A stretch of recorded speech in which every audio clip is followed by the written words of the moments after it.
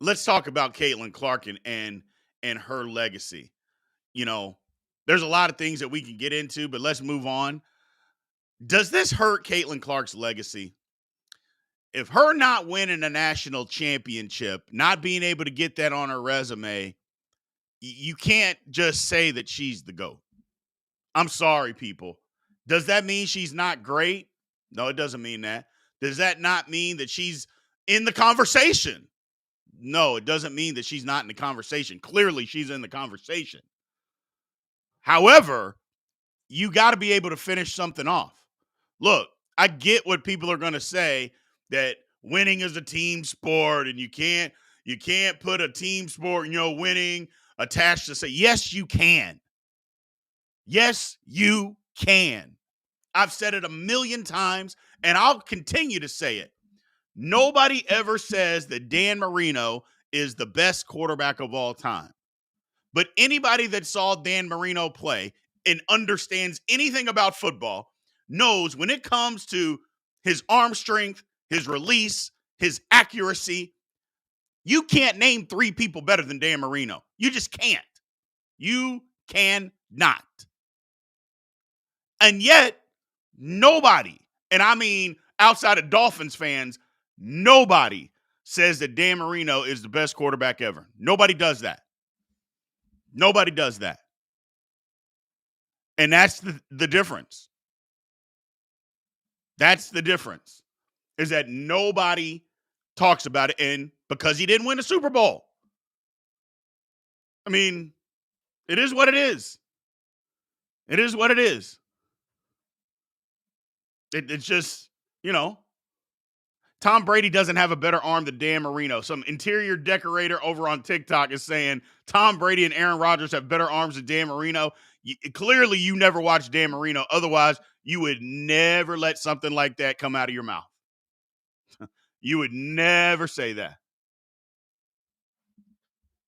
And that's why. It's because he didn't win a title. So when you're splitting hairs between the best, winning has to matter. It has to matter. Because if it doesn't, then what are we doing? It has to matter. So Caitlin Clark, while great, and we could even say the greatest women's scorer of all time, absolutely, not the GOAT. And that's okay. And to be quite honest with you, I'm done trying to have that conversation. I'm done with GOAT talk. That's why I don't get into it when we're talking about Michael Jordan and LeBron. I don't get into any of that, because people want to change the landscape and they want to move this and say that and blah, blah, blah, blah, yeah. Oh, my God. It gets on my absolute last nerve. There are so many other things to talk about to have absolutely just regular conversations, real conversations, than to constantly bring that up. Nobody's ever going to agree. That's the first thing. Nobody's ever going to agree. They're going to change and move the goalpost based on what narrative that you want.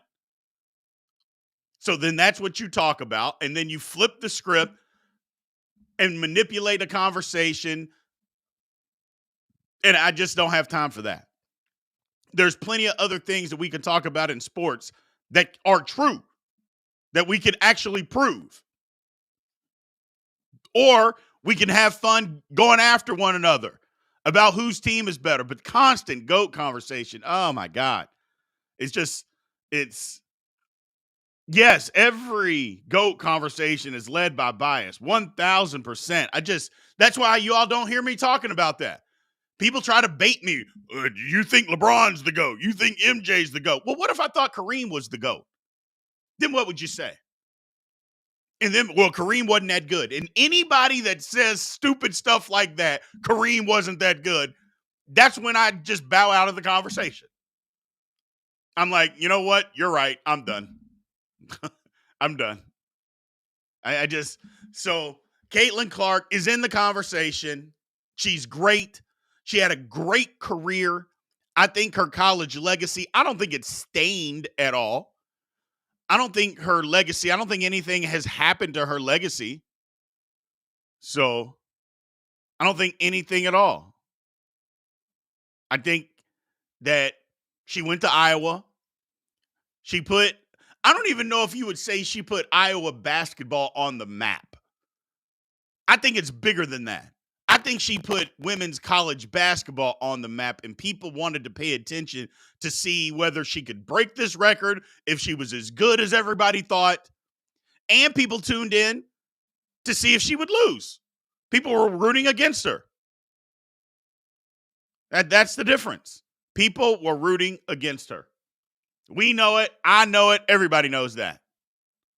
So my man K-Ned says legacy is she brought an entirely different market to women's college basketball, restricted to Stores, Carolinas, Tennessee, and Mulkey. Yeah, I can agree with that. I can agree with that. She got the whole country galvanized. Whether you liked her, you didn't like her, you watched. And that is something to be said. Whether you like her or you didn't, you watched. And the people that liked her thought she was the greatest thing since sliced bread. Thought she was the greatest thing since sliced bread.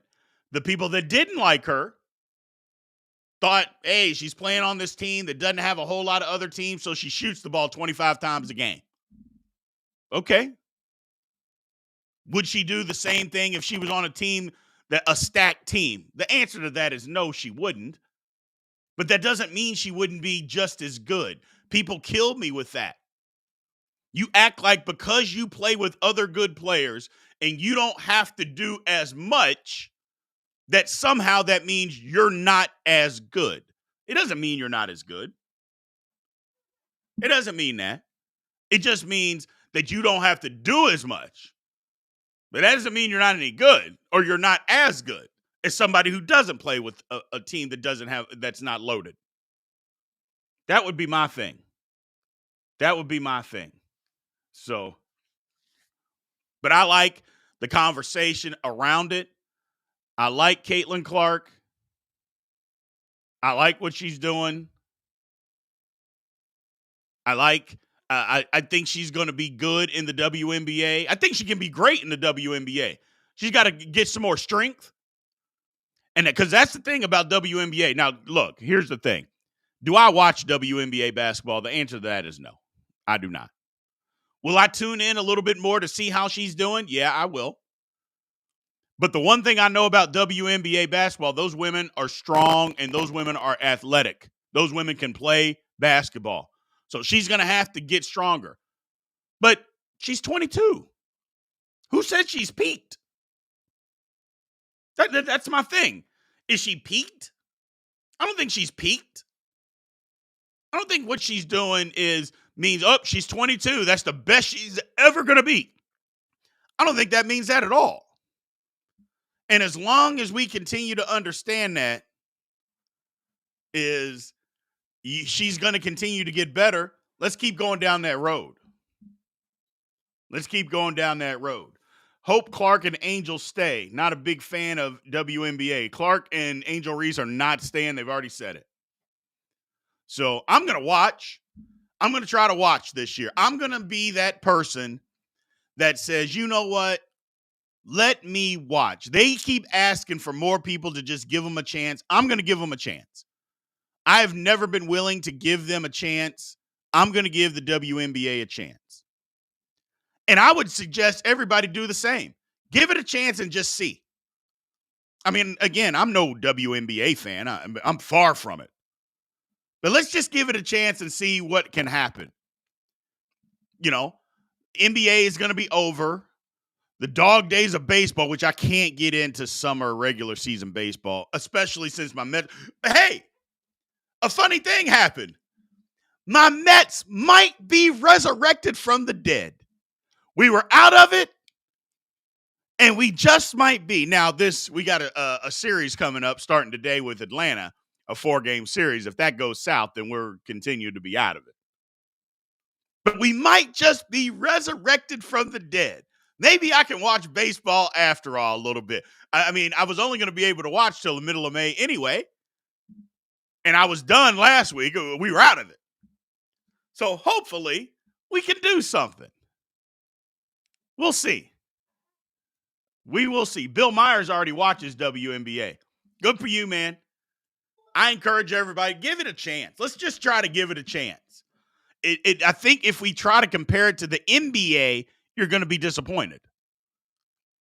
But like people that watch women's college basketball, and don't say nobody's watching. I mean, the game yesterday, we don't have the numbers yet, but I guarantee you it's going to be the highest rated women's college basketball game in history. Hell, the game that they played against UConn was the highest rated sporting event minus football in the history of ESPN. Think about that for a second. A women's Final Four basketball game was the highest rated sporting event minus football in the history of ESPN. I mean, that should tell you something, man. That should tell you something. So I like, just give it an opportunity. Give it an opportunity and we'll see. And nobody compares women's college basketball to men. You know what I'm saying? We don't do that. We don't compare it to men. So why do we need to compare the WNBA to men? I don't think we should.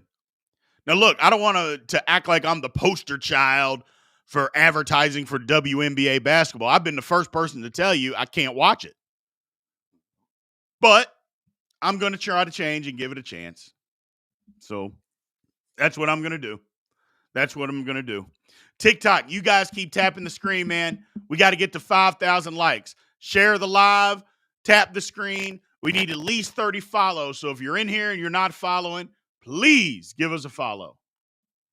Please give us a follow. And click on the link in my bio. Click on that link. Come on over to YouTube, man. Anybody that's on YouTube that came from TikTok will tell you that the live is better. They will tell you. So, and by football season, to be able for me to respond, you're going to have to be on YouTube. By the time football season rolls around, we're going to have pushed everything, all responses over to YouTube. So get in a habit of doing that now. Come on over to YouTube. We appreciate it, man. We appreciate it because when football season gets here, all responses, we'll still be live on TikTok, but there'll be no responses on TikTok. It will all be on YouTube. So we appreciate it.